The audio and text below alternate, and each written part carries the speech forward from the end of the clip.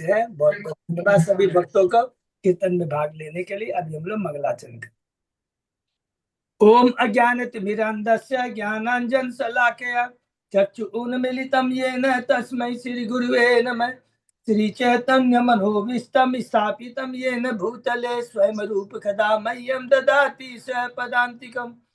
वन्देऽहं श्री गुरु श्री युगपदकमलं श्री गुरु वैष्णवांच श्री रूपं साग्रजातं सहगण रघुनाथं वितं तं सजीवं स्वाद्वैतं सावधूतं परिजं सहितं कृष्ण चैतन्य देवं श्री राधा कृष्ण पादान सहगण ललिता श्री विशाखावितांत च नम ओम विष्णु पादाय कृष्ण पृष्ठाय भूतले श्रीमते भक्ति वेदांत स्वामिन इति नामने नमस्ते सारस्वती देवे गौरवाणी प्रचारिणे निर्विशेषा शून्यवादी पाश्चात्य देश तारिणे वांछा कल्पतरुभ्यस्य कृपा सिंधुभ्य एव च पतितानां पावनेभ्यो वैष्णवेभ्यो नमो नमः।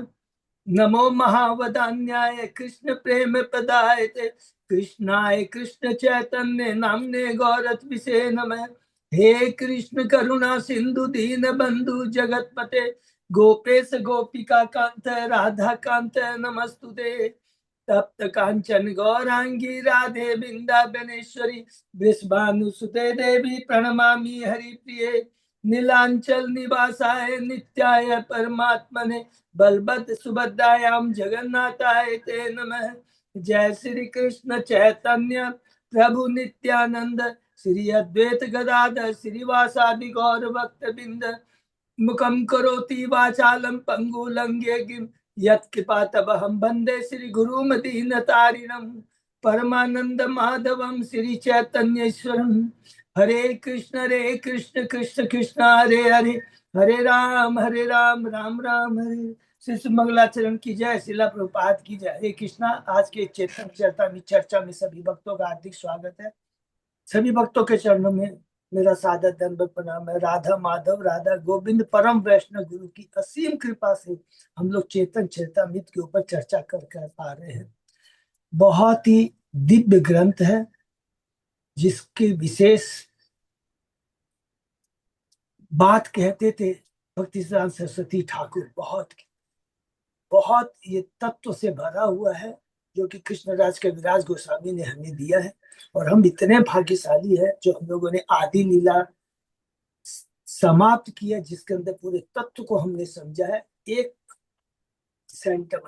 एक मिनट के अंदर हम लोग थोड़ा दोहरा लेंगे कि आदि लीला में हमने 17 अध्याय कंप्लीट किए हैं, मध्य लीला में 25 अध्याय है और अंत लीला में 20 अध्याय है। टोटल 62 अध्याय है। 11,519 श्लोक है पूरी चेतन चरिता में। तो प्रथम आदि लीला में जो 17 अध्याय है उसमें से प्रथम जो 7 अध्याय है जिसमें कि 14 मंगलाचरण श्लोकों का पूरा डिटेल में वर्णन है। 14 मंगलाचरण श्लोक 7 अध्याय है। 14 मंगलाचरण श्लोक में 6 जो श्लोक है पहले के वो चैतन्य कृष्ण तत्व के बारे में। उसके बाद में 7 से लेके 11 तक ये 5 श्लोक है नित्यानंद तत्व के बारे में। उसके बाद में 13वां जो श्लोक है अद्वैताचार्य के बारे में और 14वां है पंचतत्व के बारे में। हमने ये पूरा पढ़ा अच्छे से कि भगवान कौन है, पूरा चेतन तत्व। नित्यानंद कौन है, कृष्ण के विस्तार है और उनसे ही सारी सृष्टि होती है। सारे अवतार बलराम जी से ही निकलते। ये चीज समरी में एकदम समझ लेना है। जितना भी पूरा ये भौतिक जगत का आध्यात्मिक जिनका अस्तित्व है वही बलराम जी करते। सारी लीलाएं जो कृष्ण करते हैं सारी के उसके पीछे बलराम जी हैं। बलराम जी असंख्य करोड़ों ब्रह्मांड को सरसों के बीच के दाने के समान अपने शेषनाग फलों पर धारण करते हैं। तो यह है बलराम तत्व। अद्वैताचार्य तत्व है कि जो कि भगवान के अवतार हैं और वो विष्णु। और इसके बाद में पंच तत्व में हम लोगों ने और 2 जन के बारे में पढ़ा, श्रीनिवास और गदाधर के। पूरा डिटेल में हमने पढ़ा। कुछ भी यदि दरकार होगा तो पुनः हम लोग उसके अंदर में प्रवेश करके पुनः चर्चा कर सकते। तो ये हमने पढ़ा। उसके बाद में 8वें अध्याय में कृष्णाज का बताते ये मैंने ग्रंथ क्यों लिखा। और उसके बाद में 90 अध्याय में भक्ति कल्प वृक्ष के बारे में, 10, 11, 12, 3 अध्याय में वृक्ष की शाखाओं के बारे में चैतन्य शाखा, 10वें अध्याय में, 11वें अध्याय में नित्यानंद शाखा और 12वें अध्याय के अंदर में गदाधर और अद्वैत शाखा।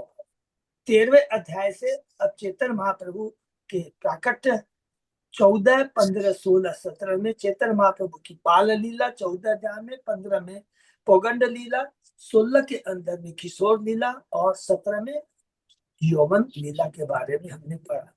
मतलब मध्य लीला हमने शुरू किया 2-3 क्लास पहले, 2-4 क्लास पहले में मध्य लीला में हमने बताया कि मध्य लीला और अंत लीला को मिलाकर क्या बोलते हैं, शेष लीला बोलते हैं, जो भी 24 साल की। इस 24 साल में यदि 6 साल देखेंगे वो मध्य लीला के, जिसके अंदर में 25 अध्याय है। और उसके बाद में अंत लीला के अंदर में हमने देखा 18 अध्याय, 18 और 6, 24 मिलकर के ये 24 अध्याय संन्यास के बाद की लीला होगी। तो ये पहले अध्याय में हम लोगों ने कृष्णराज कविराज गोस्वामी ने मध्य लीला में प्रवेश करने के पहले एक संक्षिप्त मध्य लीला का और अंत लीला का या पूरी शेष लीला का वर्णन उन्होंने पहले और दूसरे अध्याय में बताया है। तो पहले अध्याय में हमने जो समाप्त किया उसमें क्या चर्चा की है कि ये जो 24 साल है संन्यास के बाद के, इसके 12 साल का वर्णन ये पहले अध्याय के अंदर है। तो 12 साल का ब्रेकअप क्या है, पूरी मध्य लीला 6 साल की और अंत लीला की प्रथम 6 साल, ये मिला के 12 साल का वर्णन हम लोगों ने पहले अध्याय में पढ़ा। अब बच गए 12 साल, तो ये बाकी 12 साल का वर्णन जो कि दूसरे अध्याय में अभी हम लोग चर्चा कर रहे हैं। और वो 12 साल क्या है, बहुत ही तत्व से भरा हुआ है। तो पहले 12 साल पहले जो हमने पढ़े मध्य लीला में कि महाप्रभु, संक्षेप में बस रिपीट कर रहे हैं कि महाप्रभु संन्यास ले लेते हैं, कटुआ में लेते हैं, केशव भारती से लेते हैं, जाना चाहते हैं वृंदावन, लेकिन भगवान की लीला है, ये कभी नहीं सोचेंगे कि नित्य, क्योंकि नित्यानंद प्रभु भगवान श्री कृष्ण के चैतन्य महाप्रभु की सारी की वो अस्तित्व को धारण करते कि भगवान को क्या करना है, भगवान क्या चाहते हैं, वो नित्यानंद जाते हैं। तो भगवान ने अंदर से ही नित्यानंद को कह दिया, देख मेरे को वृंदावन जाने मत देना, मेरे को तू घुमा के बेवकूफ बना करके मुझे भ्रमित करके तू पूरी ले जाना, ये भगवान की इच्छा। हम लोग पूरे तत्व क्यों इच्छा थी, उनको मालूम है कि उनकी माता सची देवी बहुत दुखी हो जाएगी और इसीलिए वो अपने आप शांतिपुर ले जाते हैं नित्यानंद उनको। माता सची देवी आती है, जो माता देवी सची देवी चाहती थी वही चेतन महाप्रभु करने, बेटा तुम वृंदावन मत जाना, तुम पूरी ही रहना जिससे तुम्हारे नीचे खबर मिलती रहे। वो तो जानते थे मेरी माँ की क्या इच्छा है, पहले से उन्होंने नित्यानंद के माध्यम से वृंदावन न जाकर के अपना रास्ता पूरी की तरफ कर दिया। हम लोगों ने इसको पढ़ा कि किस प्रकार। उसके बाद में वो अद्वैताचार्य के घर पहले जाते हैं, उसके बाद में उनका डंडा तोड़ देते हैं नित्यानंद प्रभु, क्योंकि भगवान को डंडे की क्या आवश्यकता है, अरे वो तीनों लोक के स्वामी है, उनको तुमको डंडे की दरकार नहीं है। इसलिए भगवान अंदर से खुश होता है, भगवान बाहर से डांटते हैं, अरे मैं सन्यासी हूँ, सन्यासी का डंडा होना चाहिए, नहीं, आप 3 गुणों से 3 आश्रम से ऊपर है, आप वर्णाश्रम से ऊपर है, प्रभु आपको दरकार नहीं, ये भगवान खुद दर्शाना चाहते हैं। फिर कहते हैं नित्यानंद तेरे को साथ में नहीं ले जाऊंगा, क्यों नहीं ले जाते हैं, क्योंकि भगवान को सार्वभौम से मिलना है। अगर नित्य समझाएंगे तो फिर क्या होगा कि भगवान तो जाते हैं, बेहोश हो जाते हैं जानबूझ करके, तुरंत आते हैं सार्वभौम, तो सार्वभौम से मिलना, उन पर कृपा करना है, तो वो हम लोग ने देखा। उसके बाद साउथ इंडिया टूर जाते हैं, उसके बाद में वापस आते हैं, हम लोगों ने देखा कैसे किया है। और उसके बाद में वो वृंदावन की लीला माने वो कैसे वृंदावन से वापस आते हैं, रूप गोस्वामी, सनातन गोस्वामी, प्रकाशानंद सरस्वती के पर कृपा करते हैं। ये हम लोगों ने पूरा पहले अध्याय में पूरा, और अंत लीला का जो प्रथम 6 अध्याय के उसके अंदर में हमने पढ़ा कि अब भगवान वृंदावन पूरी छोड़ के नहीं जाएंगे, तो वो 6 साल में उन्होंने क्या क्या किया। बाहर तो नहीं गए, लेकिन उन्होंने हरिदास ठाकुर के संग, रघुनाथ दास गोस्वामी के संग अंदर अंदर सुंदर लीलाएं की है, जो हम लोगों ने संक्षेप में पढ़ा, डिटेल में पढ़ेंगे। तो यहाँ पहला अध्याय हमने कंप्लीट किया।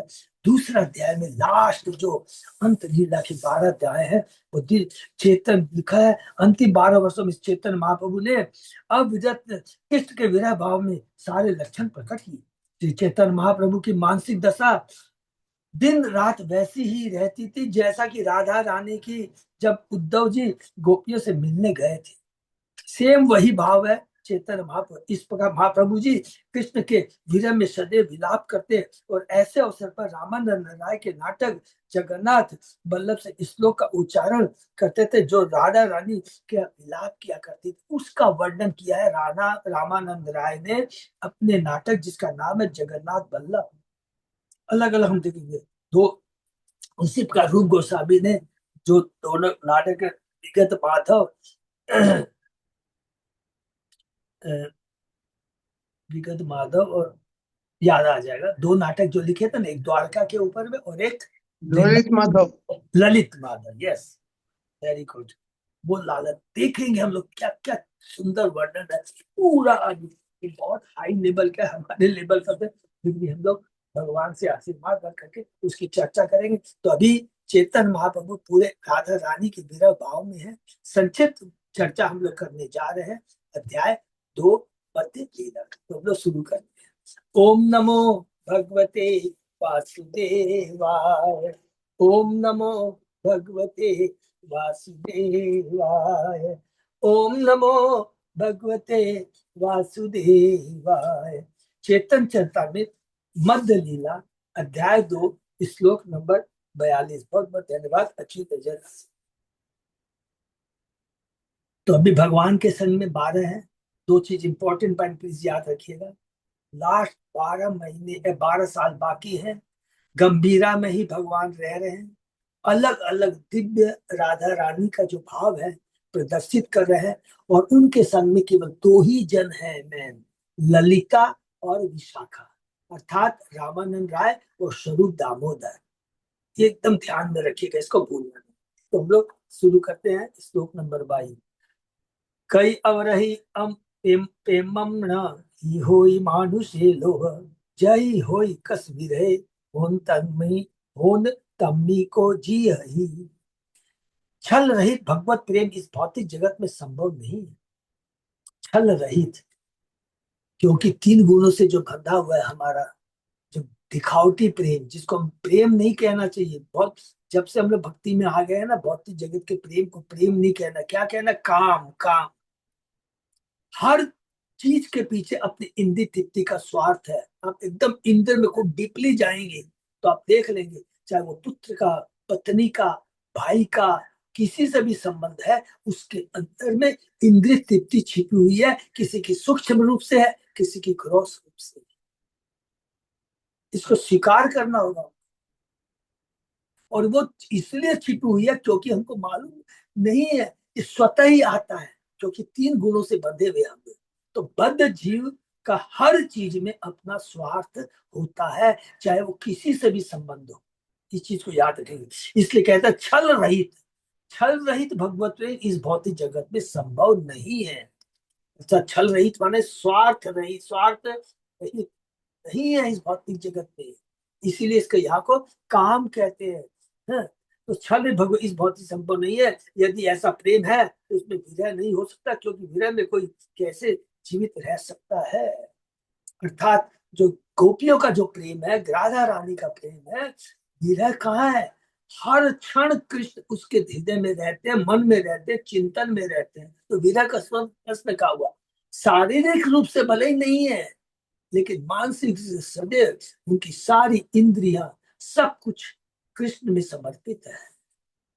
यह श्लोक प्राकृतिक भाषा में, इसका सही संस्कृत रूपांतर होगा, कहता रहितम प्रेमा न ही भवती मानुषे लोके, यदि भवती कश्य विरहो विरह सत्यपि को जीवती। अकेतव कृष्ण प्रेम जेने जाम्बु न देम, से प्रेमा निलोक ना होय, यदि हर तार योग ना होय तबे वियोग वियोग हो लेके ना जिये। कृष्ण का शुद्ध प्रेम जाम्बू नदी से मिलने वाले सोने की तरह है। सबको याद आ गया ना, जाम्बू नदी से मिलने वाले सोने की तरह है। जाम्बू फल, ये हम लोगों ने कैंटो 5 में पढ़ा था ना, जम्बू द्वीप का जब वर्णन किया था, भूलोगों की वर्णन किया था, कि जो जामुन का जो वृक्ष होता है उससे जो रस निकलता है, उससे क्या बनता है, सोना बनता है। सेम चीज यहाँ लिखा गया है, जो मानव समाज में नहीं पाया जाता। यदि यह होता तो इसमें वियोग नहीं होता, वियोग होने से कोई जीवित नहीं रह सकता है। एक कही सची सुत श्लोक पढ़े अद्भुत, सुन दिव्य एक मन हुआ, अपन हृदय काज कही ते बासी ये लाज, तब कही लाज बिज खा। इस प्रकार कहते हुए श्रीमती सची माता के पुत्र ने अर्थात चेतन महाप्रभु ने एक दूसरा अद्भुत श्लोक सुनाया, जिसे रामानंद राय एवं स्वरूप दामोदर ने एकाग्र चित्त से सुना। श्री चेतन महाप्रभु ने कहा, मैं अपने मन के कार्य बताने में लज्जा का अनुभव कर रहा हूँ, फिर भी मैं सारी औपचारिकताओं को छोड़कर अपने की मन बात कहूंगा। हे रामानंद राय, हे स्वरूप दामोदर, सुनो। केवल भगवान राधा रानी अपने सारे भावों को किसको प्रकट करती थी, ललिता और विशाखा को।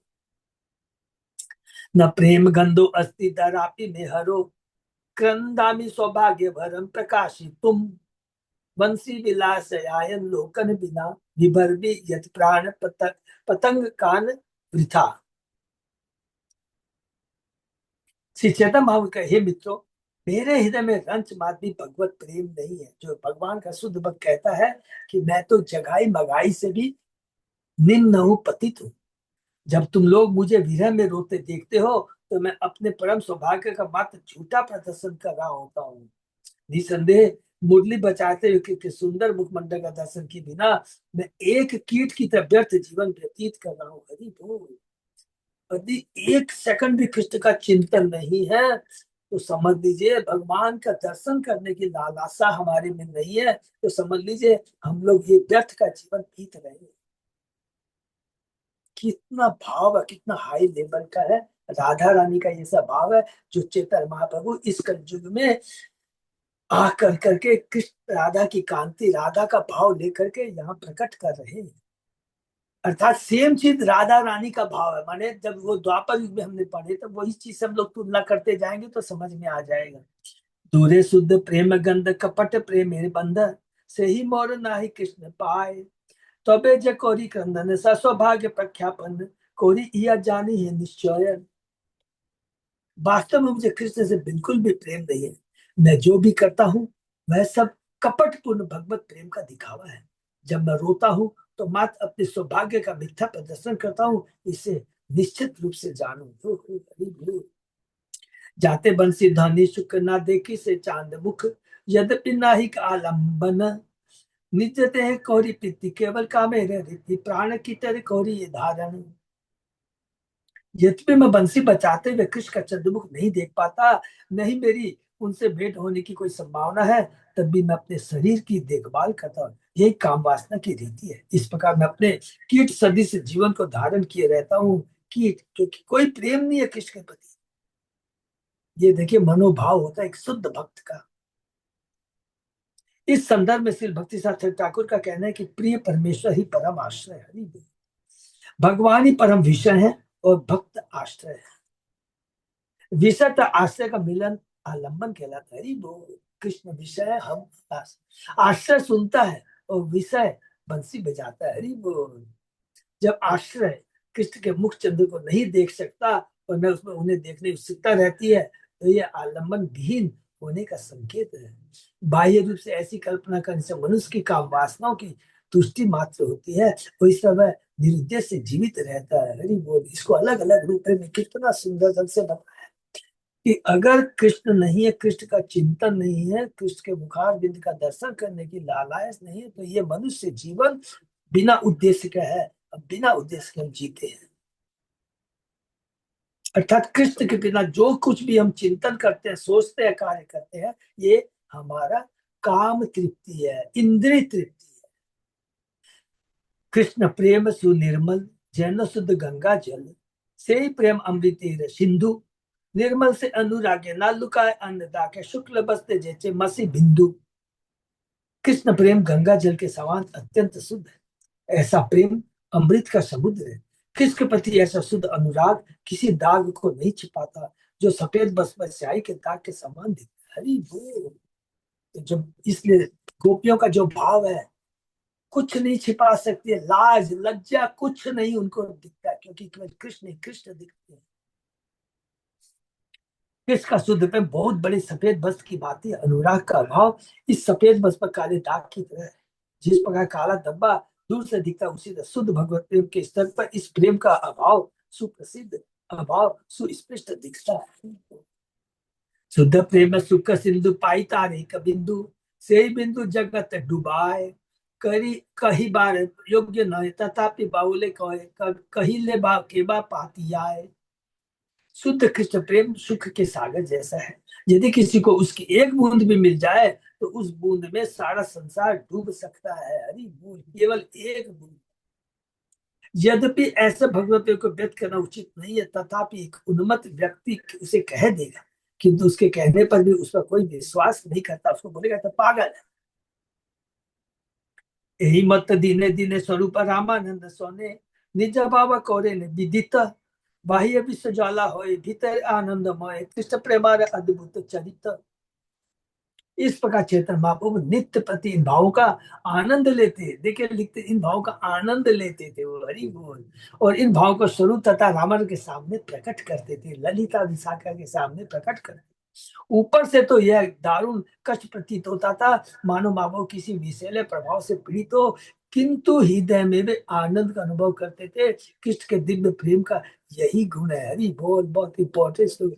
बाहरी दृष्टि से लगेगा हम पागल हैं, बाहरी दृष्टि से लगेगा कि हम जो भी कह लीजिए उन्मद में है, पागल में है, और बहुत कष्ट में है, बहुत दुख हो रहा है, आंख से आंसू है, लेकिन अंदर में जो दिव्य आनंद आ रहा है, यही कृष्ण के दिव्य प्रेम का सही गुण है।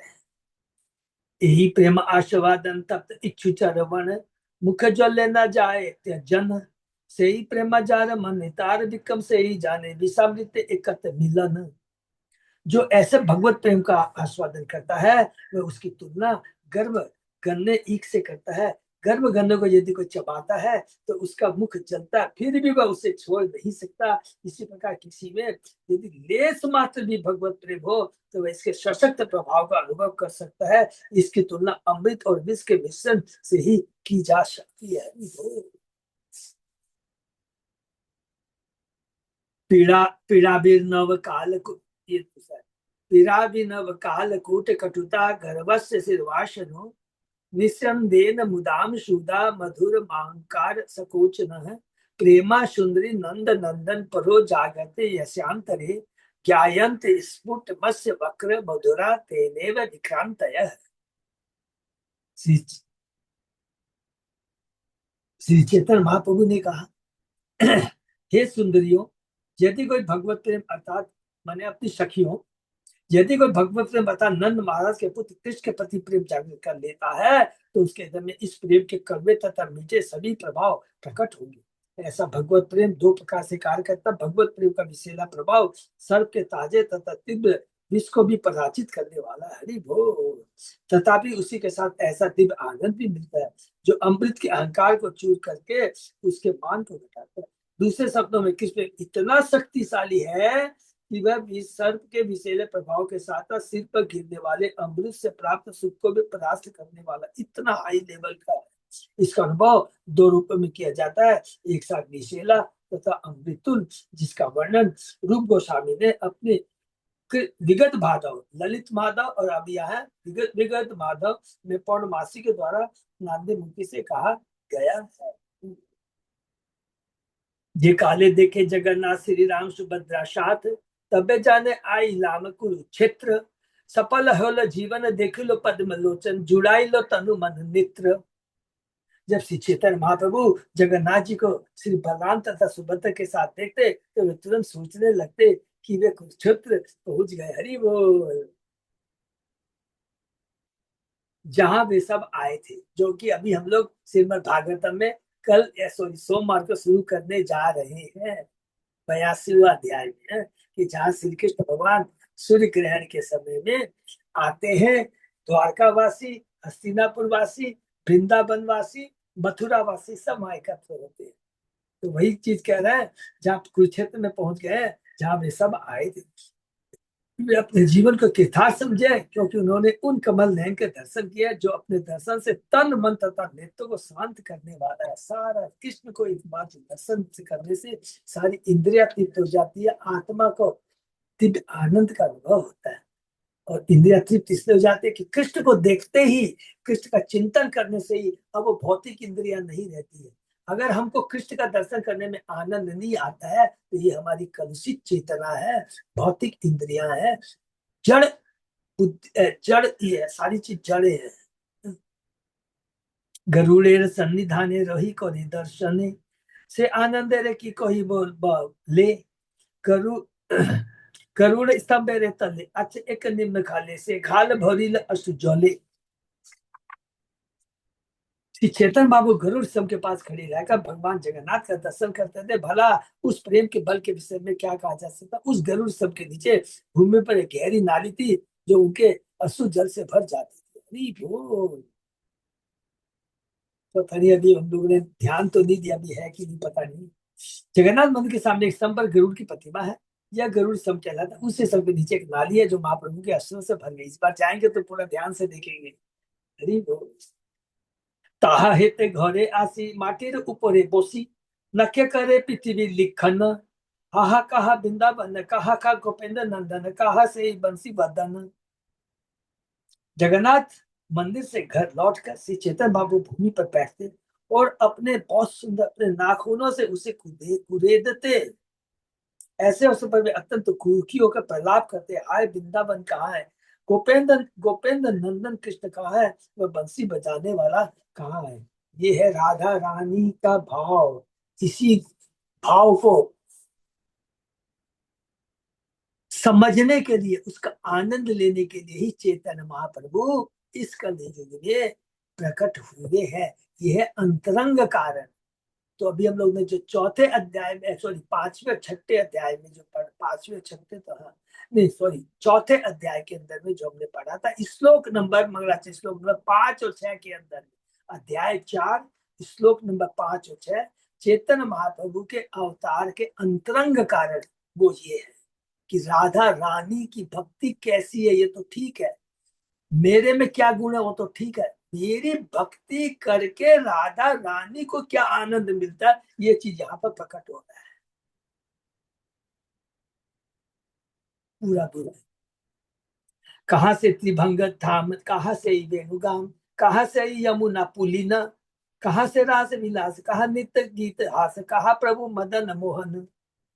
श्री चैतन्य बाबू यह करके विलाप किया करते, त्रिभंगी कृष्ण कहाँ है, कहाँ है उनकी बांसुरी का मधुर गान, कहाँ है यमुना का तट, कहाँ है रास नृत्य, कहाँ है वह नित्य गीत और हंसी, कहाँ है मेरे नाथ मदन मोहन, जो कामदेव को मोहित करने वाले। उठिलो नाना भाव वेग मने होल उद्वेग छत्र मात नारे घोड़ा इते प्रबल विरहान ले धैर्य है टल मले नाना श्लोक लागिला पढ़िते। इस प्रकार विविध भावावेग उत्पन्न होते और चेतन महाप्रभु का मन उद्विग्न हो उठता है। वे एक क्षण भी निश्चित नहीं रह पाते। इस तरह विरह की प्रबल भावनाओं के उनका धैर्य छूटने लगता और वे विभिन्न श्लोका का उच्चारण करने लगते। हरि बोल। अब ये बहुत एक श्लोक है, हरि बोल, अलग अलग आचार्यों के हैं। कभी रामानंद राय का, रूप गोस्वामी का, अब बिलमंगल दास ठाकुर का। हरि बोल। मुनि अदंत्यानि दीन अंतराणि त्वत्आलोकम अंतरेण अनाथ बंदो को नायक सिंधु हंत हंत कथम नयामि। हे प्रभु, हे पुण्य पुरुषोत्तम भगवान, हे अनाथों के मित्र, आप एकमात्र कृपा के सागर। देखिए कृष्ण की माने भगवान कृष्ण इससे बड़ा कृपालु नहीं है। ये अनाथों के मित्र, हम सब अनाथ है। अनाथ का मतलब ये नहीं कि हमारे पास रोटी कपड़ा मकान नहीं। अनाथ मीन्स हम लोग क्या है इस भौतिक जगत में, आपके बिना तो अनाथ है ना। जब माँ नहीं है, माँ के सामने बेटा अनाथ ही तो कहलाता है। यदि माँ नहीं है तो माँ के बिना हम क्या सुखी हो सकते हैं? नहीं हो सकते। तो हे अनाथों के मित्र, आप एकमात्र कृपा के सागर है। चूंकि मैं आपसे मिल नहीं पाया, इसलिए मेरे अशुभ दिन तथा रातें असह्य हो गए हैं। मैं समझ नहीं पा रहा कि मैं अपना समय किस तरह व्यतीत करूं। हरि बोल। यह श्लोक विलंब ठाकुर कृत कृष्ण कर्णामृत से दिया गया है। तुम्हारे दर्शन बिने अध्ययन ए राति दिने, ए काल न आए काटन। तुम्ही अनाथेर बंधु अपार कृष्णा सिंधु, कृपा करी देह दर्शन। आपके दर्शन के अभाव में ये अशुभ दिन तथा काटे कट नहीं। क्योंकि ये अशुभ दिन क्यों है? कि आपके दर्शन नहीं हो पा रहे हैं, रातें कट नहीं रही है, समझ में नहीं आता कि ये समय कैसे काटा जाए। किंतु आप अनाथों के मित्र और करुणा के सागर है, कृपा करके अपना दर्शन दे, क्योंकि मैं बहुत संदिग्ध अवस्था में हूँ। उठिल भाव चापल मन होइल चंचल, भावेर गति भोजन ना जाय। अदर्शन पोड़े मन के मन पाव दर्शन, कृष्ण ठाई पूछे न उपाय। इस प्रकार महाप्रभु भावावेश के कारण अस्थिर हो गए, उनका मन उत्तेजित हो गया। कोई यह नहीं समझ पा रहा था कि यह भाव किधर ले जाएगा। पूर्ण पश्चात भगवान कृष्ण से न मिल पाने के कारण श्री चेतन महाप्रभु सीधा राधा रानी का मन जलने लगा। वे भगवत कृष्ण से उन तक पहुंचने का उपाय पूछने लगी। अब फिर ये बहुत सुंदर श्लोक है। तत्सेवं त्रिभुवन अद्भुतम इति अवेहि, मत चापलम च तव ताम तव वामम।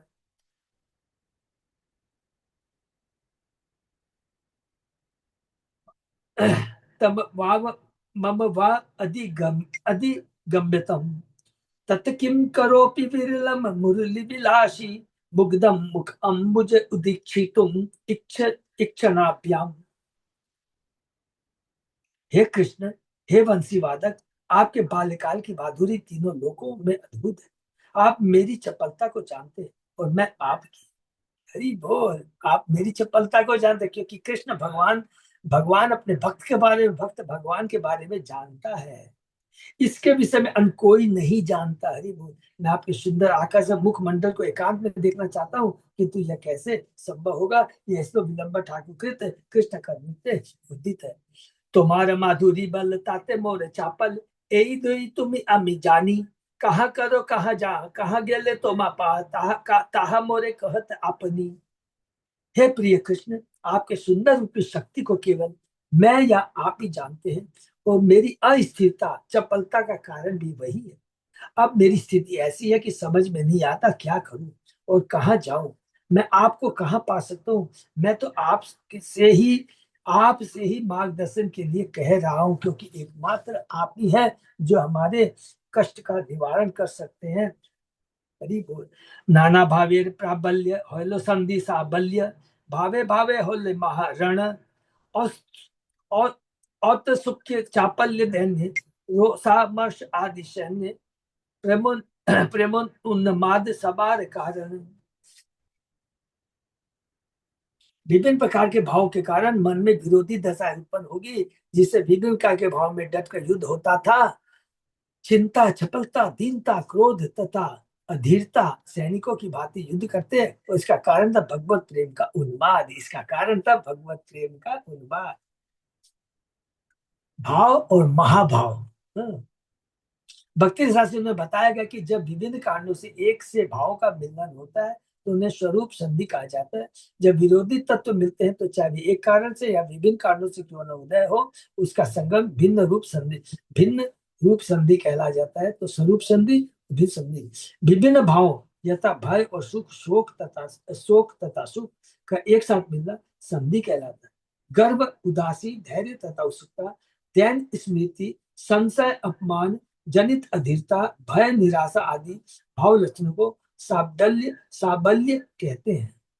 इन भावों से मिलने से उत्पन्न घर्षण ही साबल्य है। इसी प्रकार जब किसी वस्तु को देखने की इच्छा बलवृत होती है, या जब वांछित वस्तु को देखने में विलंब सा नहीं जा सकता, तो यह असमर्थता और सुख या उत्सुकता कहलाती है। यदि किसी में ऐसी उत्सुकता रहती है, तो उसका मुंह सूख जाता है और वो बेचैन हो उठता है। व्यक्ति पूर्ण रूप से चिंतित हो जाता है, उसमें कठिनाई से सांस लेने तथा अधीरता के लक्षण दिखाई देते हैं। उसी का प्रबल अनुरक्ति के कारण उत्पन्न हृदय का हल्कापन तथा मन की प्रबल उत्तेजना चापल्य कहलाता है। असमंजसता, शब्दों का दुरुपयोग तथा चिंता ही हठीले कार्यकलाप देखे जाते हैं। इसी प्रकार जब कोई व्यक्ति विपक्षी पर अत्यधिक क्रुद्ध होता है, तब अपराध पूर्ण तथा कुत्सित भाषा का प्रयोग होता है, तब वह क्रोध रोष कहलाता है। जब कोई अपमानित किए जाने या डांट खाने से अधीर हो जाता है, तो मन की इस दशा को अमर्ष कहते हैं। ऐसी मनोदशा में शरीर में पसीना आ जाता है, सिर दर्द होने लगता है, शरीर का रंग उतर जाता है, विवर्णता, व्यक्ति को चिंता होती है तथा वह कोई उपाय ढूंढ निकालने के लिए प्रेरित होता है। आक्रोश, घृणा तथा प्रताड़ना, ये प्रत्यक्ष लक्षण है। बहुत सुंदर है बोल। तो ये सारी जो लक्षण है, जो पूरे भक्त होता है, जो मैंने 3 गुणों से ऊपर है, उसमें भी ये दिखाई देते हैं। और वो 3 गुणों से बंधा होता है, जिसमें इसकी इच्छा उठती है, उसमें भी ये लक्षण आते हैं। लेकिन वो 3 गुणों से ऊपर वो दिव्य होता है और ये कलुषित होता है, जो हमारे पतन का कारण है। मत मत गज भाव गण प्रभु दे इच्छुबन, गज युद्ध बनेर दलन, प्रभु रहे लो दिव्य उन्माद, तनु मनेर अवसाद, भावावेश करे संबोधन। महाप्रभु का शरीर उस गन्ने के खेत के समान था, जिसमें भाव रूपी उन्मत्त हाथी प्रवेश कर गए। हरि बोल। इन हाथियों में युद्ध होने से ईख का सारा खेत नष्ट हो गया। इस तरह महाप्रभु के शरीर में दिव्य आनंद, दिव्य उन्माद का उदय हुआ और उन्हें मन तथा शरीर में निराशा का अनुभव होने लगे। ऐसी भाव दशा में वे इस प्रकार बोलने लगे। हे देव, हे दैते, हे भुवनेक बंदो, हे कृष्ण, हे चपल, हे करुणेक सिंधो, हे नाथ, हे रमण, हे नयनाभिराम, हा कदानुभविष्यासि पद्म दृश्यों में। हे प्रभु, हे प्रीतम, ब्रह्मांड के एकमात्र सखा, हे कृष्ण, हे चपल, हे करुणा सिंधु, हे स्वामी, हे मेरे भोक्ता, हे मेरे नयनाभिराम, हाय आप मुझे अब पुनः तब दर्शन देंगे। हरि बोल। लंबा ठाकुर का ये कृष्णामृत का 40वां श्लोक है। उन्मादेर लक्षण कराए कृष्ण स्फुरन, भावावेश से उठे प्रणय मान, सोलु सो सोलुंट वचन रीति मान, गर्व व्याज स्तुति, कबू निंदा कबू वा सम्मान। उन्माद के लक्षणों से कृष्ण के स्मरण को प्रोत्साहन मिलता था। भावावेश में प्रेम, मान, मीठे वचनों, तिरस्कार, गर्व, आदर तथा अप्रत्यक्ष स्तुति जागृत होते थे। इस प्रकार कभी कृष्ण की निंदा होती और कभी उनका सम्मान होता। निंदा और सम्मान दोनों ही दिव्य हैं। हे कृष्ण, तू धोखेबाज है, गदाबाज है। तो ये सब जो है निंदा है, लेकिन ये वास्तव में निंदा नहीं है। भक्ति रसामृत सिंधु में उन्माद शक्ति व्याख्या विरह जनित अत्यधिक हर्ष, दुर्भाग्य तथा हृदय की भोगग्रस्तता के रूप में की गई। उन्माद के लक्षण उन्मत्त की तरह हंसना, नृत्य करना, गाना, व्यर्थ के कार्य करना, हरि बोल, प्रलाप करना, दौड़ना, चिल्लाना, तो कभी कभी विरोधी व्यवहार करना। प्रणय की व्याख्या इस प्रकार की गई है, जब प्रत्यक्ष सम्मान मिलने की संभावना हो किंतु उसे टाला जाता है, तो वह प्रेम प्रणय कहलाता है। श्री रूप गोस्वामी ने अपने उज्जवल नीलमणि में मान शक्ति व्याख्या इस प्रकार की गई है। जब प्रेमी हार्दिक प्रेम भरे शब्दों के आदान प्रदान से अद्भुत मिठास का अनुभव करता है, किंतु चालाकी द्वारा अपनी भावनाओं को छिपाना चाहता है, तो मान का अनुभव होता है। वो तो कभी कभी जो राधा रानी मान करती है, तुम्हें देव क्रीड़ा रत भुवने नारी, जो तो ताहे कर अभिष्ट क्रीड़न, तुम्हें मोर दयित मोते, वैसे तो मारे चित्त मोर भाग्य कह लो आगमन। राधा रानी के बने भाव में श्री चैतन्य महाप्रभु ने कृष्ण को इस प्रकार संबोधित किया, हे प्रभु, आप अपनी लीलाओं में रत हैं और आप अपनी इच्छा से ब्रह्मांड की सारी स्त्रियों का उपभोग करते हैं। आप मुझ पर अत्यंत कृपालु हैं। आप अपना ध्यान मेरी ओर दे, क्योंकि भाग्यवश आप मेरे समक्ष आप प्रकट हुए हैं। भुवन नेर नारीगण सभा कर आकर्षण, ताह कर सब समाधान, तुम्हें कृष्ण चित्त हरे, ऐसे को न पापर, तुम्हारे बा के बा को रे मान। हे प्रभु, आप ब्रह्मांड की सारी स्त्रियों को आकृष्ट करते हैं और जब वे आती है तब आप उन सबका समाधान करते हैं। आप भगवान कृष्ण हैं और सबके चित्त को हरने वाले हैं, किंतु अंततः आप है लंपट विलासी ही। भला आपका सम्मान कौन करेगा? ये क्या है? भगवान का निंदा कर रहे हैं। इसमें ही भगवान का दिव्य गुण है प्रदर्शित होता है। तुम्हारे चपल मत एकत न हो स्थिति ताते तुम्हारे नाही किछु दोष तुम्ही त करुणा सिंधु हमारे प्राण बंधु तुम्हारे नाही मोर कबू रोष। हे प्रिय कृष्ण, आपका मन सदैव चंचल रहता है। आप एक स्थान पर नहीं रह सकते, किंतु इसमें आपका दोष नहीं है। आप तो करुणा के सागर है, मेरे प्राण प्रिय, अतः आपसे रुष्ट होने का कोई कारण नहीं है। यहाँ सम्मान देना शुरू करें, मान सम्मान।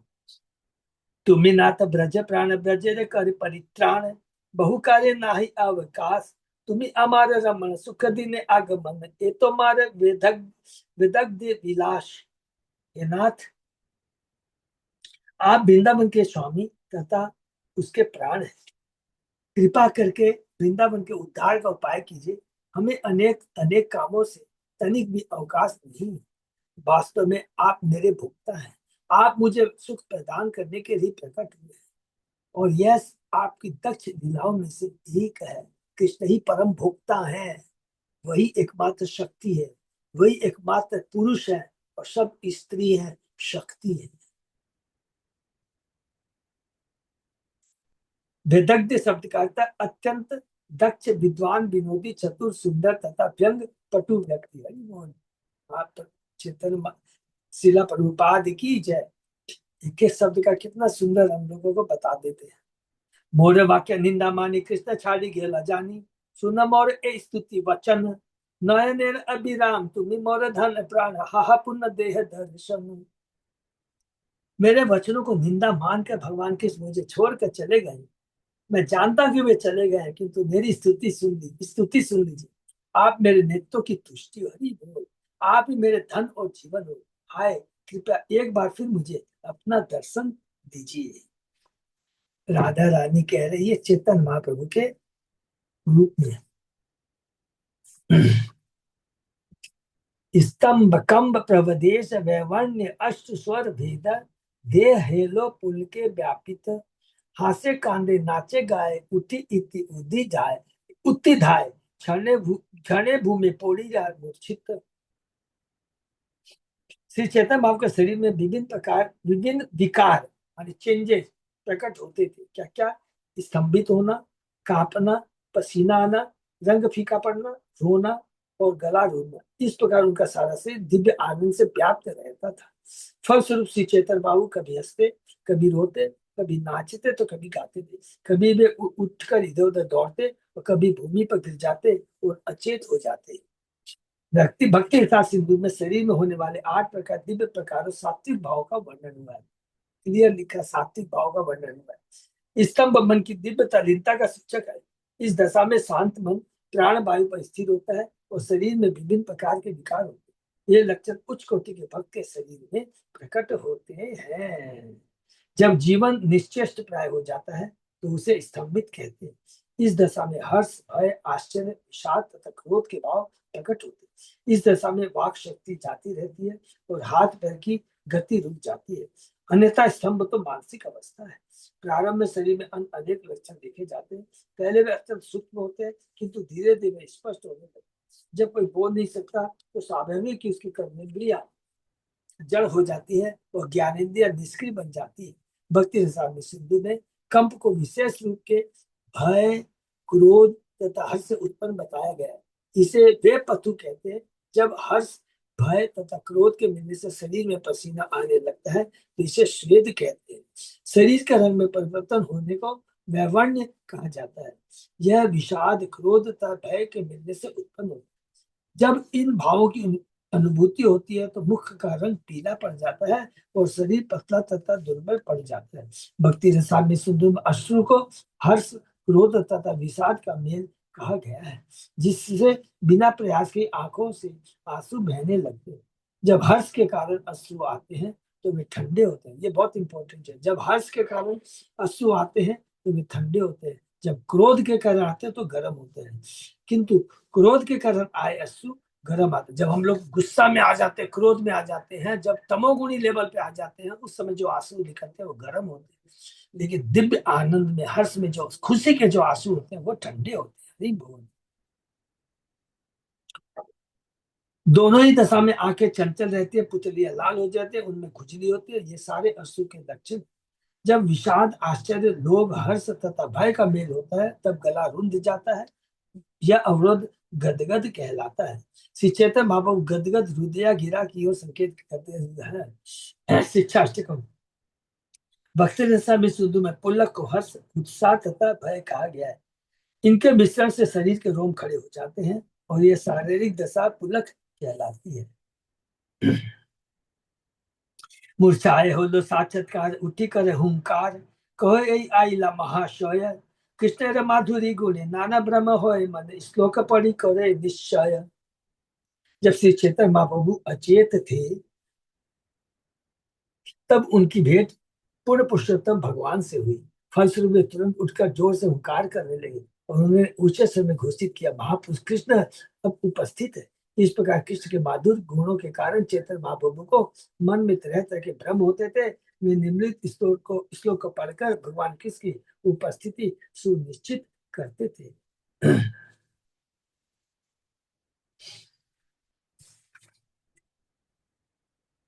मार स्वयं नु मधुर ध्रुति मंडलम नु, माधुर्यमेव नु मनो नयनामृतम नु, वेणी मृजो नु मम जीवित वल्लोभ नु, कृष्णो अयम अभ्युदय ते मम लोचनाय। राधा रानी के भाव में श्री चैतन्य महाप्रभु ने गोपियों को संबोधित किया, हे सखियों, कदम पुष्प के समान तेजस्वी, साक्षात माधुरी, मेरी आंखों तथा मन के अमृत, गोपियों के बालों को शिथिल करने वाले, दिव्य आनंद के परम स्रोत और मेरे जीवन प्राण रूपी मूर्तिमान कामदेव कृष्ण का हरि बोल। क्या वे मेरे नेत्रों के समक्ष दोबारा प्रकट हुए हैं? यह कृष्ण कर्णामृत का एक अन्य श्लोक है जो विलंबन विलंब ठाकुर ने लिखा है। कि वह साक्षात काम है, ज्योतिबिंब मूर्तिमान, किम माधुर्य स्वयं मूर्तिमंत, किबा मनो नेतोत्सव, किबा प्राण बल्लभ, सत्य कृष्ण आइला नेतानंद। तब श्री चैतन्य महाप्रभु इस प्रकार कहने लगे, क्या कदम वृक्ष के तेज एवं प्रतिबिंब के साथ साक्षात कामदेव उपस्थित है? क्या ये वही व्यक्ति है जो साक्षात माधुर्य है, जो मेरी आंखों तथा मन के आनंद है, जो मेरे जीवन और प्राण है? क्या सचमुच कृष्ण मेरी आंखों के सामने आ गए? मेरी बोल। गुरु नाना भाव गण, शिष्य प्रदुर तनु मन, नाना रीते सतत नाचाए, निर्वेद विषाद दैन्य, चापल्य हर्ष धैर्य मन, यही नित्य प्रभु काल जाए। जिस प्रकार गुरु शिष्य को डांटता है और उसे भक्ति की कला सिखलाता है, हरि बोल। जिसका गुरु शिष्य को डांटता है, उसे भक्ति की कला सिखाता है, उसी का निर्वेद, उदासी, विषाद, दीनता, चंचलता, हर्ष, धैर्य और क्रोध आदि भाव महाप्रभु के शरीर तथा मन को शिक्षा देते थे। इस श्री चैतन्य बाबू अपना समय बिताते थे, इतने दिव्य भाव में रहते थे। ये सारी लीला है गंभीरा के अंदर, जो चैतन्य महाप्रभु का भाव है हमारी समझ के बाहर है। चंडीदास विद्यापति राय नाटक की गीति, कर्णामृत श्री गीत गोविंद, स्वरूप रामानंद सन, महाप्रभु राति दिन गाय सुने परमानंद। वे अपना समय पुस्तकें पढ़ने तथा चंडीदास और विद्यापति द्वारा रचित गीत गाने। देखिए, और जगन्नाथ वल्लभ नाटक सबको याद है, किसने? रामानंद राय का। कृष्णामृत विलंबन दाता को तथा गोविंद गीत के उद्धरण, गोविंद गीत अरे गीत गोविंद किसका है? अरे एकदम फेमस, बोलिए श्याम प्रिय माता जी। अरे गीत गोविंद, जयदेव। हाँ, जयदेव गोस्वामी, हरि बोल, के उद्धरण सुनने में बिताते थे। इस स्वरूप दामोदर तथा राय रामानंद के साथ श्री चैतन्य महाप्रभु परम आनंद से कीर्तन एवं श्रवण करके दिन रात बिताया करते थे। ललिता विशाखा के संग रह करके अपना जीवन बिताते थे, स्वरूप दामोदर और रामानंद राय। इसीलिए अब जब मत लीला पढ़ेंगे तो समझ में आएगा कि रामानंद राय के बारे, स्वरूप दामोदर के बारे में डिटेल में पढ़ेंगे। पुरीर वात्सल्य मुख्य, रामानंद शुद्ध शक्य, गोविंद गोविंद आदेर शुद्ध दास रस, गदाधर जगदानंद, स्वरूप मुख्य रस आनंद, यही चारी भावे प्रभु वश। श्री चैतन्य भाव को अपने पार्षदों में परमानंद पुरी से वात्सल्य, रामानंद राय से साख्य, गोविंद तथा अन्य से शुद्ध दास्य और गदाधर जगानंद तथा सूर्य दामा से माधुर्य रस का आनंद प्राप्त होता था। हरि बोल। ये श्लोक देखिए, इसको नोट करके रख लेंगे। श्री चैतन्य इन चारों रसों का आस्वादन करते और इस तरह अपने भक्तों के वश में रहते हुए जगन्नाथ पुरी में रहे। कहा जाता कि परमानंद पुरी वृंदावन में उद्धव उद्धव है। हरि बोल। ये सब चीज कहाँ मिलेगा सोचिए। उद्धव कौन है? परमानंद पुरी। उनका श्री चैतन्य महाप्रभु के साथ वात्सल्य प्रेम था। इसका कारण यह था कि परमानंद पुरी श्री चैतन्य के गुरु भाई थे। हरि बोल। इसी प्रकार रामानंद राय जिन्हें कुछ अर्जुन का अवतार मानते हैं, जो कुछ विशाखा देवी का है। ये सब नोट कर लेंगे, मिलेगा नहीं कहीं। तो कोई उनको अर्जुन का, तो कोई विशाखा देवी का। तो इसका मतलब स्वरूप दामोदर कौन किसके रूप हो गए? ललिता के। महाप्रभु के साथ शुद्ध सख्य प्रेम का आस्वादन करते थे। गोविंद तथा अन्य भक्त शुद्ध दास रस का आस्वादन करते थे। शिक्षित अपने अंतरंग पार्षदों तथा गदाधर पंडित जगदानंद पंडित स्वरूप दामोदर की उपस्थिति में कृष्ण के साथ श्रीमती राधा रानी के माधुर्य रस का आनंद लेते थे। इन चारों दिव्य रसों में निमग्न रह चेतन बाबू जगन्नाथपुरी में अपने भक्तों की अत्यंत कृतज्ञता का अनुभव करते थे। शिला प्रभुपाद की जय। इतना सुंदर ये प्रभुपाद जी ने अपने तात्पर्य के माध्यम एक एक चीज को क्लियर कर दिया। लीला सुख मर्त जन तार होय भाव भाव उद्गम, ईश्वर से की ही विस्मय, ताहे मुख रसाश्रय होय होय अच्छे न महाशय, ताते होय सर्व भाव उदय। लीला सुख विलंबन दास ठाकुर एक सामान्य मनुष्य थे, फिर भी उनके शरीर में अनेक भाव उत्पन्न होते थे। तो फिर यदि पूर्ण पुरुष भगवान के शरीर में लक्षण हो तो कौन सा आश्चर्य। श्री चैतन्य महाप्रभु माधुर्य भाव में सर्वोच्च स्थिति पर थे। श्री चैतन्य महाप्रभु माधुर्य भाव में सर्वोच्च स्थिति पर थे, अतः उनके शरीर में समस्त भाव स्वाभाविक रूप से प्रकट होते थे। कोई सहजिया नहीं था, नाटक नहीं था, पाखंडीपना नहीं था। लीला सुख किसका नाम है? विलंबन दास ठाकुर। लीला सुख विलंब ठाकुर गोस्वामी है। विव मंगल ठाकुर गोस्वामी वे दक्षिण भारत के ब्राह्मण थे। उनका पहले का नाम सिलहन मिश्र था। जब वे गृहस्थ थे तो चिंतामणि नामक एक वेश्या पर आसक्त हो गए थे, किंतु अंत में उसी से उपदेश ग्रहण करके उन्होंने वैराग्य ले लिया। उन्होंने एक पुस्तक शांति शतक लिखी और बाद में भगवान की तथा वैष्णव की कृपा से महान भक्त बन गए। हरि बोल। तब वे विलंब मंगल ठाकुर गोस्वामी के नाम से प्रसिद्ध हुए। उस उन्नत अवस्था में उन्होंने कृष्ण कटामी नाम एक पुस्तक लिखी, जो वैष्णव में अत्यधिक विख्यात है। चूंकि वे अनेक भाव में तथा लक्षण प्रतिष्ठित करते थे, लोग उन्हें लीला सुख कहकर पुकारते थे। तो ये सब नोट करके रखना, देखें सब याद रखेंगे, एक दूसरे को याद दिलाएंगे। पूर्वे ब्रज विलासे जय तीन अभिलाषे, जतन है आस्वाद ना होलो हेलो, श्री राधार भाव सार आपने कोरी अंगकार से तीन वस्तु आस्वाद दिलो। वृंदावन की अपनी पूर्ववर्ती लीलाओं में भगवान कृष्ण तीन विभिन्न प्रकार के भावों का आस्वादन करना चाहते थे, किंतु अत्यधिक प्रयत्नों के बाद भी वे वैसा नहीं कर पाए। ऐसे भाव पर श्रीमती राधा रानी का एकाधिकार। हरि बोल। कृष्ण चाहते थे, द्वापर युग में नहीं कर पाए, इसका अधिकार किस पर? राधा रानी पर। इसीलिए वो राधा रानी का भाव कांति लेकर के आते हैं कि हरि बोल। अतः उनका आस्वादन करने के लिए ही श्री कृष्ण ने श्री चैतन्य महाप्रभु के श्रीमती राधा रानी का स्थान अंगीकार किया। यह अंतरंग कारण। हरि बोल। आपने करी आस्वादाने सिखाइल भक्त गोणे, प्रेम चिंता मनीले प्रभु धोनी, नाही जाने स्थाना स्थान, जारे तारे कहलो दान, महाप्रभु दाता शिरोमणि। हरि बोल। श्री चैतन्य महाप्रभु ने स्वयं भगवत प्रेम रस का आस्वादन करके अपने शिष्य को इस विधि की शिक्षा दी।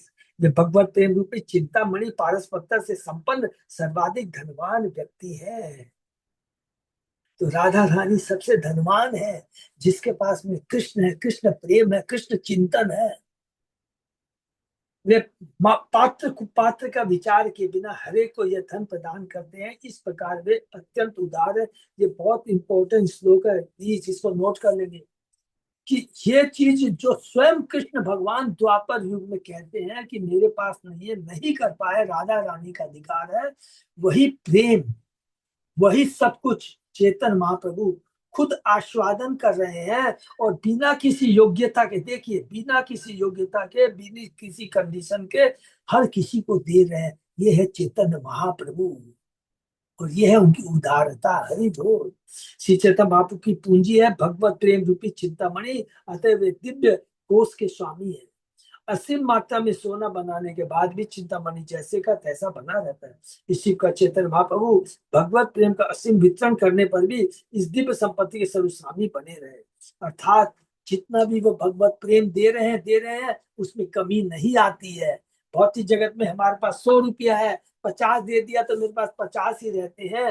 लेकिन ये दिव्य प्रेम ऐसा है, जितना देते हैं वो बढ़ता जाता है, इसकी कमी नहीं होती है। ये प्रचार में हमको काम आएगा। हमें इसीलिए प्रचार करना है, हर जीव को हरि नाम देना है, इसमें कभी कमी नहीं आएगी। उनके भक्तों ने भी उनसे सीखकर, देखिए उनके भक्तों ने उनसे सीखकर सारे विश्व में मुक्त से इसका वितरण किया। हरि बोल। यह कृष्ण भक्त आंदोलन श्री चैतन्य महाप्रभु उनके अंतरंग भक्तों के चरण चिन्ह पर चलते हुए सारे विश्व में भगवान के प्रीत नाम में संकीर्तन द्वारा भगवत प्रेम वितरण करने का प्रयास कर रहा है। हरे कृष्ण कृष्ण कृष्ण हरे हरे, हरे राम राम राम हरे हरे।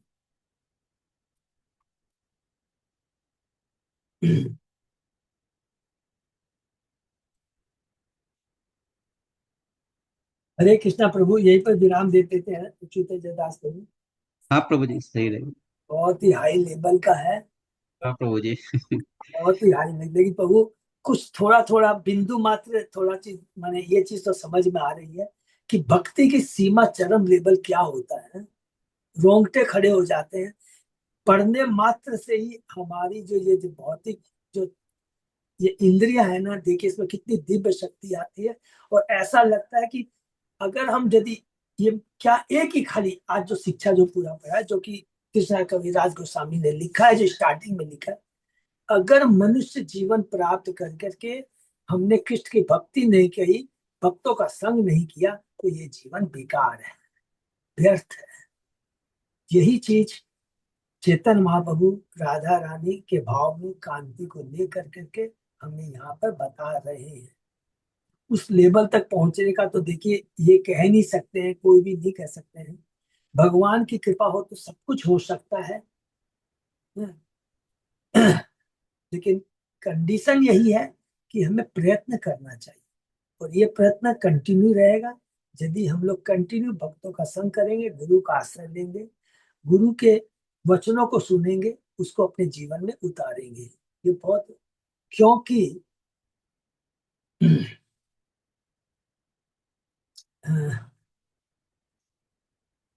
दो चीज होता है, एक होता है एक्वायर्ड और एक होता है रिवील्ड। एक्वायर्ड का मतलब क्या होता है, कोई चीज को हम कुछ दे करके एक्वायर करते हैं। भैया मुझे इंग्लिश पढ़ना है, मैथमेटिक्स पढ़ना है, ये आप 2,000 रुपया पर क्लास का पकड़ो, मुझे दे दो, ये हुआ एक्वायर्ड। और एक होता है रिवील्ड। रिवील्ड जो प्रकाशित होता है, ये पैसे से नहीं होता है, ये कृपा से प्राप्त होती है।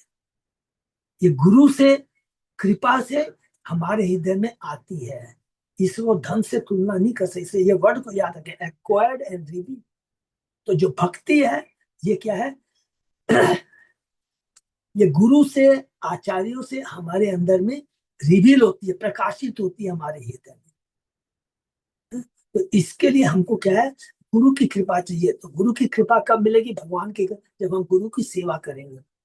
देखिए महाप्रभु, सॉरी, यहाँ अभी हमारे को प्रभुपाद जी अपने आचरण से, अपने बुक्स के माध्यम से, अपने आदर्शों के माध्यम आज भी हमारे साथ हैं।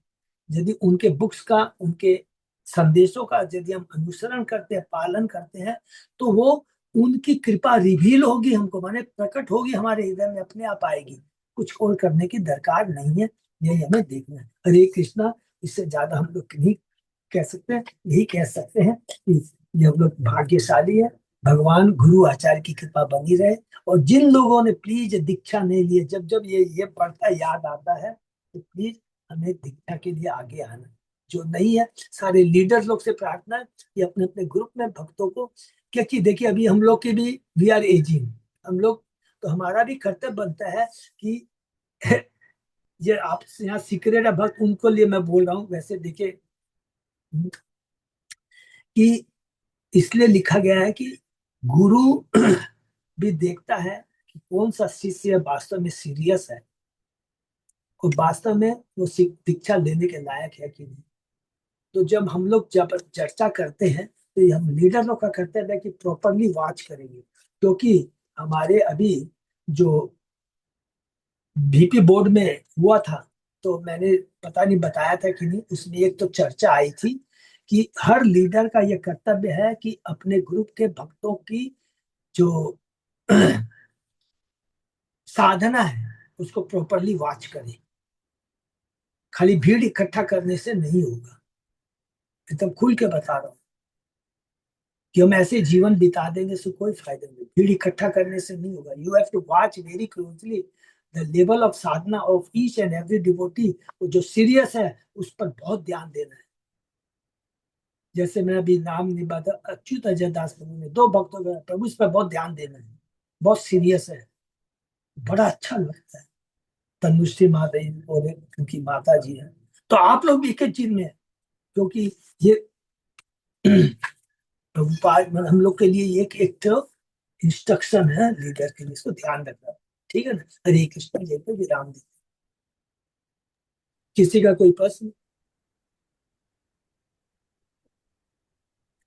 बहुत बहुत धन्यवाद। अच्युत दास प्रभु कुछ बोलना है? नहीं प्रभु जी। हरे कृष्णा, बस यही पे ध्यान देते हैं, हम प्रयत्न कर रहे हैं, बस गुरु आचार्य की कृपा कि बनी मतलब रहे। कल भी मेरी वो क्लास थी मुरली श्याम दास प्रभु की, तो वो सिर्फ 3 वर्ड पे ही, श्रद्धा, साधु संग, भजन क्रिया, ऐसे ऐसे चीज बोले जो हम लोग कभी सोचे ही नहीं थे। मतलब हमसे जो पूछते हैं हम लोग एक्सपेक्टेशन ही नहीं कर सकते, हम लोग, हमारा लेवल कुछ भी नहीं है। मतलब सही बात इतना है। इतना परम सौभाग्य कि हमारा जो हम लोग क्लास भी उनकी कल मिली, तो मतलब वो एकदम पूरे मतलब खुल जा रहा है पूरा ब्रेन। मतलब हम लोग किस हिसाब से प्रयास करना चाहिए हम लोग को नए भक्तों को जोड़ने हरि के वो लिए। जोड़ने के लिए तो हम लोग बताए। हाँ और वो हाँ, तो हम लोग हम लोग अच्युत अजय दास प्रभु से सुनेंगे कि कैसे ऑनलाइन उन्होंने कितने डिपॉजिट बनाए हैं प्रभु अभी तक। मोर देन 1000 प्रभु जी मतलब devotees daily morning program attend करते हैं, और इनका जो सिस्टम है मतलब कैन नॉट इमेजिन की मतलब। ऑनलाइन वो ऑनलाइन डेटी वर्शिप मंगला आरती सबका अलग अलग चांस मिलता है उन्हें एकदम। वो पूरा तो कंप्यूटर को। कल उनका वर्सन था कि बोले कि हमारे पास डिवोटीज आते हैं, वो हमको रिजेक्ट करे उसके पहले हम उनको रिजेक्ट कर देते हैं। अगर हमारी वो, अगर 1 वीक या 2 वीक क्लास करने के बाद अगर वो मतलब साधना में प्रॉपर नहीं अपने डेवलप कर पाते हैं, तो मतलब इस तरह का उनका लेवल था। हम लोग तो सोचते हैं भी भक्त जैसे भी मिले मिले मिले, उनको भक्त मतलब वैसी चीज नहीं है। मतलब उनका जो क्वालिटी है देने का, मतलब ये पता नहीं वो मतलब हम लोग बहुत। कैसे बहुत बहुत इजी वे में ले रहे हैं हम लोग। एक्चुअली ये इजी नहीं है, यस। इतना नहीं लेना चाहिए हम लोग को, ये बहुत। इसीलिए मैं बहुत आज फ्रैंकली बोल दिया यही चीज को देख करके ना कि वी आर एजिंग, हमारा भी समय निकल रहा है कि हमको जो रियली जो सिंसियर है डेडिकेटेड है उनको सेलेक्ट कर करके पूरा उनको भक्ति में बढ़ाना, तभी तो वो आगे प्रचार करेंगे। राइट। हाँ, तो तभी होगा ये चीज, प्लीज ध्यान रखना है। ये सबका बहुत अवसर है। हरे कृष्ण, बहुत बहुत धन्यवाद। हरे थैंक। कृष्ण भक्तों का प्रभु बहुत जी। धन्यवाद। यस हाँ। माता जी। हरे कृष्ण प्रभु जी, हाँ, जैसे ये श्लोक नंबर 73 में जो यहाँ बोल रहे हैं चैतन्य महाप्रभु, जब श्री चैतन्य महाप्रभु अचेत थे तब उनकी भेंट उन पुरुषोत्तम भगवान से हुई। फल स्वरूप वे तुरंत उठकर जोर से हुकार करने लगे। तो वो तो खुद ही भगवान का स्वरूप है ना, तो हाँ उनकी भेंट फिर भगवान से हुई, इसका थोड़ा सा क्लियर करिए। माता जी, बहुत सिंपल है ना, यही चीज तो स्टार्टिंग है, तो यही है ना। हम लोग शुरू से बोलते आ रहे हैं कि फिर से ध्यान से सुनेंगे कि वो भगवान है लेकिन किस रूप में है? राधा रानी के। राधा रानी के स्वरूप, हाँ। हाँ, तो राधा रानी को पुरुषोत्तम मिले। आप जगन्नाथपुरी में जब जाते हैं तो चेतन महाप्रभु किसका दर्शन करते हैं? जगन्नाथ जगन्नाथ भगवान। भगवान का दर्शन करते हैं। और चेतन बाबू खुद कौन है? वो राधा रानी के स्वरूप में है। वो भी भगवान है भगवान, लेकिन वो दोनों का मतलब स्वरूप में है, राधा रानी और कृष्ण दोनों के स्वरूप यस है। Yes, correct. हाँ। ठीक है ना। और एक चीज और प्रभु जी। हाँ बोलिए ना माता जी। हाँ, ये श्लोक 47 में यहाँ पर ये जो बोल रहे हैं प्रभु, तो इस एक, पर एक सेकंड में निकाल लो। हम्म, श्लोक नंबर 47।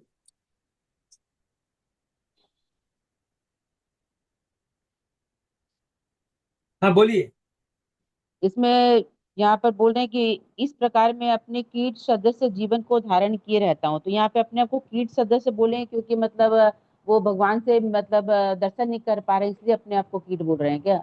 यस, कीट सदृश जीवन माने ये मतलब बेकार है, मेरा जीवन बेकार है, बेकार, जैसे जीवन कीट बेकार है, कीट पतंग का जैसे बेकार रहता है, वैसे मेरा बेकार। मतलब भगवान से अगर दर्शन नहीं हुआ। अगर एक सेकंड भी कृष्ण का चिंतन है, गोपियां क्या कहती थी, ये ब्रह्मा जी बेकार आदमी है, एकदम लिखा है, इन्होंने पलके बना दी है, ये पलके झपकती है तो कृष्ण का दर्शन नहीं कर पाती, तो ये ब्रह्मांड का बेकार का ये सृष्टा है, सृष्टा है।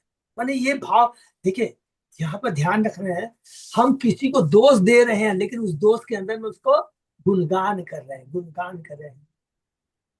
कृष्ण को कहते हैं कि चोर है, नटखट है, लंपट है, तो ये गुणगान करना, ये हमारे बहुत हाई लेवल का, ये हम क्या डिस्कस चर्चा करें, ये बहुत हाई लेवल का है।